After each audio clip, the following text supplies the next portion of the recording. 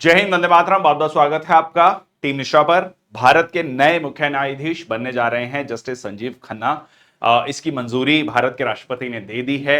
11 नवंबर को जो है वो शपथ लेंगे। पर इनके अपॉइंटमेंट के साथ साथ एक और बहुत बड़ा कह लीजिए मुद्दा डिस्कशन में आ गया है कि क्या जुडिशरी में नेपोटिज्म है। इसको लेकर ये बात क्यों हो रही है, नेपोटिज्म इन जुडिशरी, भाई भतीजावाद इन जुडिशरी। तो इसके बारे में मैं चर्चा करूंगा। क्या है कोलिजियम सिस्टम, इसके बारे में भी चर्चा करेंगे। उसके नुकसान क्या हैं, क्यों यह कहा जाता है कि 300 फैमिलीज हैं भारत में। टोटल 30 करोड़ फैमिलीज में से 30 करोड़ फैमिलीज में से मात्र 300 फैमिलीज हैं जिनमें हाई कोर्ट और सुप्रीम कोर्ट जजेस ही जो है उनमें से बनते हैं। उन्हीं में वो कह लीजिए पोस्ट रोटेट करती हैं। और इसके बहुत सारे एविडेंसेस जो है मैं आपके सामने रखूंगा। Then you have to decide कि ये सिस्टम क्या है, कैसे है और क्या इसमें सुधार हो सकता है। आपके सजेशंस बहुत ज्यादा इंपॉर्टेंट है। शुरुआत करते हैं सेशन की। तो एक जो बात है कि अभी भी इंडियन जुडिशरी उस कॉलोनियल हैंगओवर से नहीं निकल पाई है, क्योंकि अभी भी जो वो सिस्टम है भाई भतीजावाद का वो अभी भी चल रहा है, जैसे कि ब्रिटिश टाइम्स में रहता था। ठीक है, जैसा कि वहां पर राजा रजवाड़ों का सिस्टम था, वैसा ही कुछ आपको देखने को मिलता है। So legacy of legal lineage in India judiciary, ये सबसे पहले यहां से शुरुआत करेंगे। ये प्रधानमंत्री जी का ट्वीट है 2022 का। ठीक है जी, 15 अगस्त 2022 का।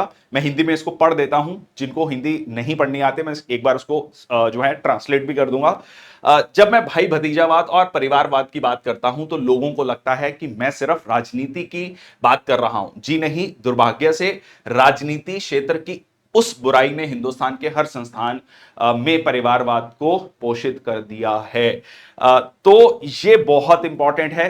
Like the what he is saying कि when he is talking about, I am talking about the nepotism, I'm not just talking about politics. This particular like bad thing of politics, this nepotism has creeped into other areas, other institutions of India as well. दो इन्होंने यहां पर किसी भी तरीके से judiciary का नाम नहीं लिया, पर बहुत लोगों ने इसके मायने निकाले कि कहीं ना कहीं इस बारे में बातचीत हो रही थी, क्योंकि इसके बारे में ऑलरेडी जो है उस समय पर जो कानून मंत्री थे किरण रिजिजू भी बात कर रहे थे। चलिए मैं आपको और कुछ दिखा देता हूं। एक बार सबसे पहले जस्टिस संजीव खन्ना, उनका बैकग्राउंड देख लेते हैं। जस्टिस संजीव खन्ना, उनके पिताजी जो हैं वो हाई कोर्ट के जज रहे हैं, दिल्ली हाई कोर्ट के। उनके अंकल या कह लीजिए बड़े पापा, ताया जी, ठीक है, जो अलग अलग अगर आप जिस भी इंडिया के जिस भी एरिया में रहते हैं नाम अलग हो सकता है। हंसराज खन्ना जो सुप्रीम कोर्ट के जज रहे हैं, जो कि सीजीआई बनने वाले थे during emergency ADM Jabalpur case, बहुत हिस्टोरिक जजमेंट है। उसमें जो है उन्होंने जो जजमेंट दी उसकी वजह से जो उस समय की इंदिरा गांधी गवर्नमेंट है उन्होंने उनको ओवररूल करके या उनको बाईपास करके जो उनसे जूनियर जज थे उनको सीजीआई बनाया, और इसके वजह से उन्होंने प्रोटेस्ट में जो है रिजाइन कर दिया था। But he was the supreme court जज। अगर हम इनके करियर के बारे में बात करें जस्टिस संजीव खन्ना, तो ये जो है इनका जन्म दिल्ली में हुआ है, पढ़ाई इनकी दिल्ली में हुई है। फिर इन्होंने जो है graduation Saint Stephen's College Delhi University, फिर लॉ जो कॉलेज है Campus Law Centre CLC Delhi University, वहां से इन्होंने अपनी लॉ करी है। फिर इन्होंने प्रैक्टिस दिल्ली में करी। उसके बाद ये दिल्ली हाई कोर्ट में जज बनते हैं। दिल्ली हाई कोर्ट में ही जज रहते हुए जो है ये सुप्रीम कोर्ट में एलिवेट होते हैं। तो कुल मिला के इनका पूरा जो टेन्योर है जिंदगी, मतलब कह लीजिए पूरी की पूरी, वो दिल्ली में ही गुजरी है। ठीक है जी। अगर इस जो नेपोटिज्म की डिबेट है इसमें एक और चीज यहां पर देख लेते हैं। जो प्रेजेंट सीजीआई हैं, इनके पिताजी जब चीफ जस्टिस ऑफ इंडिया थे, he was a longest serving CJI from 1978 to 1985। So 1979 में उन्होंने रेकमेंड किया था जस्टिस बीएन कृपाल को, या कह लीजिए बीएन कृपाल को, जो बाद में जस्टिस बने, जो बाद में चलकर सीजीआई बने। फिर उन्होंने सन 2000 में जस्टिस बीएन कृपाल ने जस्टिस या कह लीजिए उस समय पर जो एडवोकेट थे डीवाई चंद्रचूड़, उनको रेकमेंड किया हाई कोर्ट जज के लिए। और फिर अब जब ये सीजीआई बने तो इन्होंने इनके बेटे को जो है रेकमेंड किया, ठीक है, जिनका नाम है सौरभ कृपाल, जो कि दिल्ली हाई कोर्ट में एडवोकेट है। तो ये भी जो है आपको सीधा सीधा गूगल पे मिल जाएगा। और ये 2015 की एक स्टेटमेंट है। उस समय पर उपेंद्र कुशवाहा, जो कि राज्य मंत्री थे, मिनिस्टर ऑफ एमएचआरडी, जिसको आज के समय पर हम एजुकेशन मिनिस्ट्री कहते हैं, इनका स्टेटमेंट था कि 250 से 300 फैमिलीज हैं वही जजेस को भेजते हैं सुप्रीम कोर्ट में, उन्हीं में सारी चीजें ये रोटेट कर रही हैं। ठीक है, इसके अलावा एक रिपोर्ट है 2015 की, अगेन ये रिपोर्ट है, इसमें कहा गया कि 50% हाईकोर्ट जजेस जो हैं वो रिलेट करते हैं, related to the senior judicial members. और यहां पर यह भी कहा गया कि 33% जो सुप्रीम कोर्ट जजेस हैं वो फैमिली मेंबर्स हैं of those higher in the higher echelons of the judiciary. और ये जो है एक रिसर्च की गई थी मुंबई बेस्ड लॉयर के द्वारा, और पिटीशन भी दाखिल की गई थी कि ये जो कॉलेजियम सिस्टम है इस पे रीथिंक होना चाहिए, इस पे दोबारा से चर्चा होनी चाहिए। ठीक है जी। और उस समय पर लॉ मिनिस्टर किरण रिजिजू, उन्होंने भी ये बात कही कि जो कॉलेजियम सिस्टम है ये ओपेक है, कैसे जो है सिलेक्ट किया जाता है इसके बारे में बहुत ज्यादा क्लैरिटी नहीं है। मैं इसमें डाटा दे देना चाहता हूं आपको। लगभग 13 लाख एडवोकेट्स हैं भारत में। हाईकोर्ट का जज बनने के लिए 10 साल की हाईकोर्ट की प्रैक्टिस चाहिए, या 10 साल का हाईकोर्ट 10 साल का एज अ जज एक्सपीरियंस चाहिए इन द ट्रायल कोर्ट, और जो है आप ऑब्वियसली भारत के नागरिक होने चाहिए। ये जो है कंडीशंस आपकी फुलफिल होनी चाहिए। अब 13 लाख में से मैं मान लेता हूं 13,000 एडवोकेट ही हैं जो इस कंडीशन को फुलफिल कर रहे हैं। बहुत ज्यादा है इससे, बट स्टिल चलो मान लेते हैं अभी के लिए कि 13 लाख में से सिर्फ 1%, 13,000 जजेस ही हैं, 13,000 एडवोकेट्स ही हैं। अब इन 13,000 में से टोटल जो हाईकोर्ट जजेस की पोस्ट है वो लगभग 1100 है। 800 जो परमानेंट जजेस हैं, 200 कुछ जो हैं आपके एडिशनल जजेस हैं, ये भी आप गूगल सर्च कर सकते हैं। अब ऑब्वियसली इसमें कुछ वैकेंसीज हैं, हर साल 30, 40, 50, 60 वैकेंसीज है फॉर एग्जांपल। तो इन 50, मान लीजिए 50 वैकेंसीज हैं, तो इस 13,000 कह लीजिए एडवोकेट्स जो बहुत अच्छे हैं, जो बहुत अच्छे से अपना काम कर रहे हैं, इनमें से 50 कैसे सिलेक्ट किए गए, ये अपने आप में एक बहुत बड़ा कह लीजिए चर्चा का विषय है। कैसे ये सिलेक्शन होता है, ये इसी के बारे में जो है यहां पे इन्होंने चर्चा की है। ये दिल्ली हाई कोर्ट के एक जज हैं, इनकी स्टेटमेंट देख लेते हैं, जस्टिस RS सोडी। अब ये कह रहे हैं कि सिर्फ पार्लियामेंट ही कॉन्स्टिट्यूशन को अमेंड कर सकता है, पर तीन फर्स्ट जजेस केस, सेकंड जजेस केस और थर्ड जजेस केस। सेकंड जजेस केस में सुप्रीम कोर्ट ने ये जजेस को अपॉइंट करने की जो कह लीजिए पावर है ये अपने आप को दे ली। इन्होंने इन्होंने वर्ड यूज किया कि इन्होंने हाईजैक कर लिया। ठीक है, supreme court for the first time hijack the constitution after hijacking. उन्होंने कहा कि हम ही जजेस को अपॉइंट करेंगे। तो भारत जो है, इसके अलावा मैं एक पॉइंट ऐड कर देना चाहता हूं कि भारत जो है दुनिया का एकमात्र ऐसा देश है जिसमें जजेस ही जजेस को सिलेक्ट करते हैं। एक बात इन्होंने ये भी कही कि हाई कोर्ट जो है वो सबसर्विएंट नहीं है सुप्रीम कोर्ट के। हाई कोर्ट जो है एक इंडिपेंडेंट बॉडीज हैं कॉन्स्टिट्यूशन में, बट हो क्या रहा है कि सुप्रीम कोर्ट जो है का जो कोलिजियम है वो हाई कोर्ट के जजेस को अपॉइंट करता है। अब सुप्रीम कोर्ट के जजेस कहां से जाते हैं, वो हाई कोर्ट से ही जाते हैं। तो अल्टीमेटली क्या हो रहा है कि जो हाई कोर्ट के जजेस हैं वो क्योंकि कल को चाहते हैं कि वो सुप्रीम कोर्ट पहुंचे, तो वो किसको देख रहे हैं, सुप्रीम कोर्ट के जजेस को देख रहे हैं, सुप्रीम कोर्ट के कोलिजियम को देख रहे हैं। और कहीं ना कहीं इसी तरीके से जो है सुप्रीम जो हाई कोर्ट के जजेस हैं वो सबसर्विएंट हो गए हैं सुप्रीम कोर्ट को लेकर। ठीक है, तो ये सीधा सीधा एक कह लीजिए दिल्ली हाई कोर्ट के एक्स जज हैं, उन्होंने ये आरोप लगाया है। उसके बारे में जो है उस समय के लॉ मिनिस्टर किरण रिजिजू ने भी ये स्टेटमेंट दी थी। ओके, तो मैं थोड़ा सा अब आपको थोड़ा एग्जांपल्स देता हूं। हो सकता है कि आपको लग रहा हो कि ये थोड़ा ओवर स्ट्रेस्ड है, बट बहुत सारी एग्जांपल्स हैं। एग्जांपल के बाद मैं कोलिजियम सिस्टम और नेशनल जुडिशियल अपॉइंटमेंट जो काउंसिल बनाने की कोशिश की गई थी 2015 में, उसके बारे में भी चर्चा करूंगा। तो थोड़ा सा एग्जांपल्स देख लेते हैं। ये मैंने आपको बताया जो अभी चीफ जस्टिस ऑफ इंडिया बनने जा रहे हैं, तो ये जो है जस्टिस खन्ना जनवरी 2019 में एलिवेट हुए थे सुप्रीम कोर्ट में, elevate without serving as the high court chief justice. अच्छा, एक कहीं ना कहीं एक पिछले कुछ सालों में कह लीजिए कन्वेंशन डेवलप हुई है। कन्वेंशन क्यों बोल रहा हूं, क्योंकि कोई रिटन रूल नहीं है।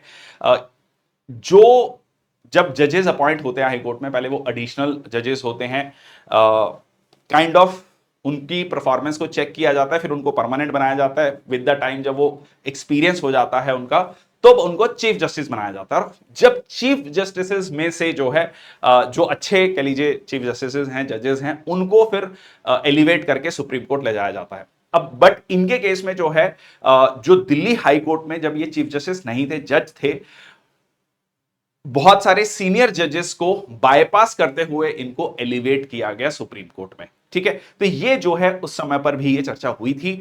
अब कुछ और फादर सन लेगेसीज को देख लेते हैं। जो प्रेजेंट सीजीआई हैं, उनके पिताजी फॉर्मर सीजीआई रहे हैं, के एम जोसेफ, जो जस्टिस के एम जोसेफ, उनके पिताजी जो है के मैथ्यू सुप्रीम कोर्ट के जज रहे हैं। जस्टिस संजीव खन्ना, जो अभी ऑलरेडी हमने बात करी, उनके पिताजी और उनके जो है अंकल, वो दोनों एक हाई कोर्ट के जज रहे हैं, एक सुप्रीम कोर्ट के जज रहे हैं। जो फ्यूचर में पहली महिला मुख्य न्यायाधीश बनने जा रही हैं, first female chief justice of India बनने जा रही हैं इन ल्यू ऑफ द सीनियोरिटी, उनके पिताजी भी चीफ जस्टिस ऑफ इंडिया थे। ठीक है, उसके अलावा पीएस नरसिम्हा, उनके पिताजी भी जज थे। सुधांशु धुलिया, उनके पिताजी जो है इलाहाबाद हाई कोर्ट के जज रहे हैं। ठीक है जी, उसके अलावा सिबलिंग कनेक्शंस की बात करें तो संजय किशन कौल, जस्टिस संजय किशन कौल, उनके जो भाई हैं वो दिल्ली हाई कोर्ट के जज हैं। दीपांकर दत्ता, उनके brother in law Amitabh Roy supreme Court के जज हैं। बी आर गवई जो हैं, उनके पिताजी जो हैं वो एक्स गवर्नर रहे हैं बिहार के, सिक्किम के, केरल के, और उनके ब्रदर भी जो है वो एक पॉलिटिशियन है। और इसके अलावा अगर हम बात करें जस्टिस यू ललित, उनके पिताजी जो एक्स, इनसे पहले जो जस्टिस डीवाई चंद्रचूड़ से पहले जो चीफ जस्टिस ऑफ इंडिया थे, उनके पिताजी भी जो है बॉम्बे हाई कोर्ट के जज रहे हैं।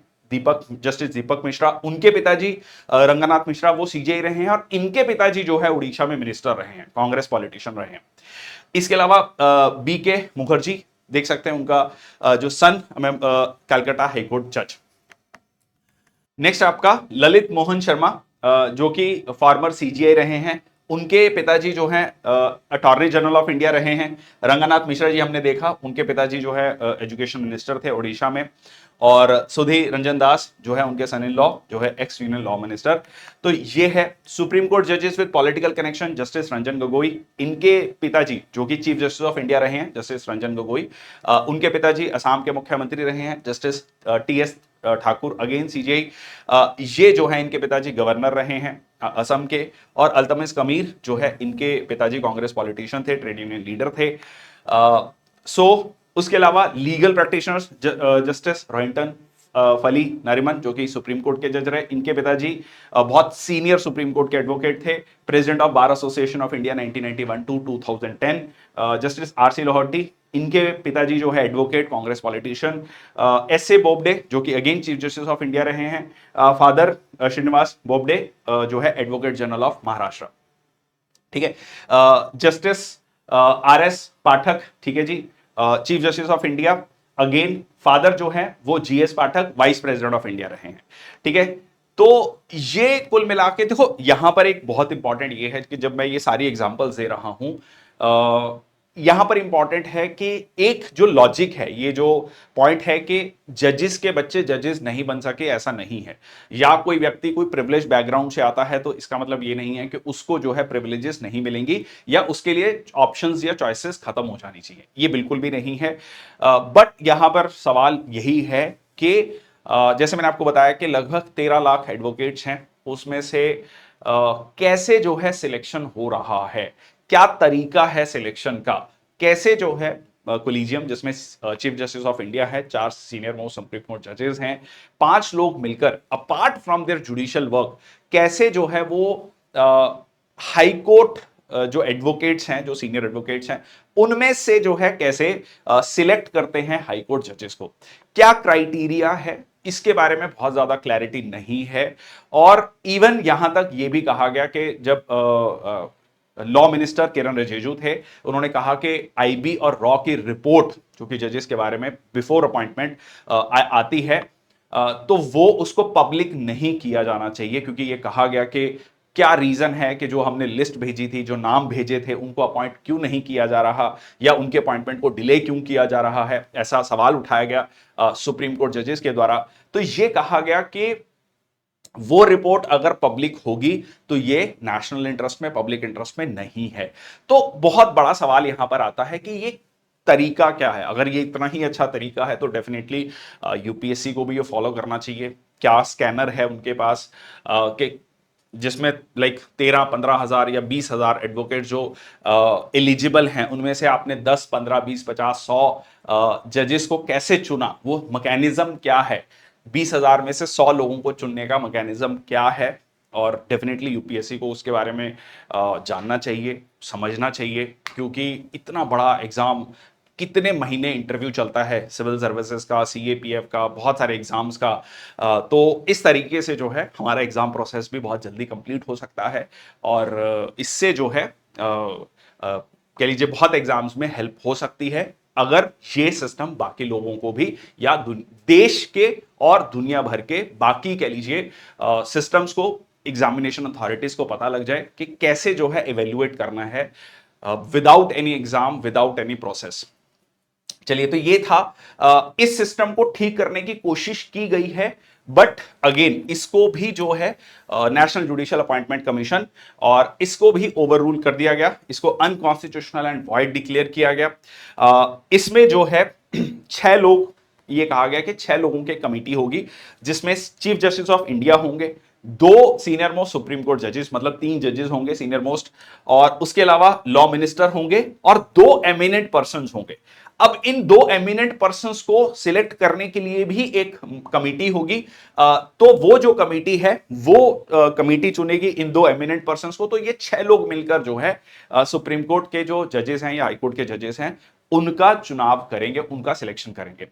दुनिया भर में आप देखेंगे तो एग्जीक्यूटिव, लेजिस्लेचर, जुडिशरी मिलकर ये तय करती है। इवन रिसेंटली मैक्सिको ने तो यहां तक कर दिया कि इलेक्शन होगा जजेस के लिए। ये थोड़ा सा ओवरबोर्ड था, इसको लेकर भी इंटरनेट पे काफी चर्चा थी कि क्या ऐसा होना चाहिए, but the idea here is कि सिलेक्शन प्रोसेस क्या है। सिलेक्शन प्रोसेस क्या है, क्योंकि अगर हम एक क्लर्क एग्जाम की बात करें तो उसके लिए लाखों एप्लीकेशंस भारत में आती हैं और उसका प्रॉपर एग्जाम होता है, but what is the procedure over here. बीच में बात चली ऑल इंडिया जुडिशियल सर्विसेज की भी, कि ऑल इंडिया जुडिशियल सर्विसेज होना चाहिए जिसके थ्रू सिलेक्शन हो, जैसे कि एग्जाम होता है सिविल सर्विसेज का, या बाकी जो एग्जाम्स होते हैं कॉम्पिटिटिव एग्जाम, और उसी से जो है प्रमोट होकर जो है उन्हीं में से चुनकर एक फेयर सिस्टम होगा जिसमें कि एक सिलेक्शन होगा, और उसी से जो है फर्दर हाई कोर्ट के और सुप्रीम कोर्ट के जजेस निकलकर आएंगे। आपकी क्या राय है, प्लीज जरूर लिखिएगा कमेंट सेक्शन बॉक्स में, क्योंकि इसको लेकर हमेशा से चर्चा रही है।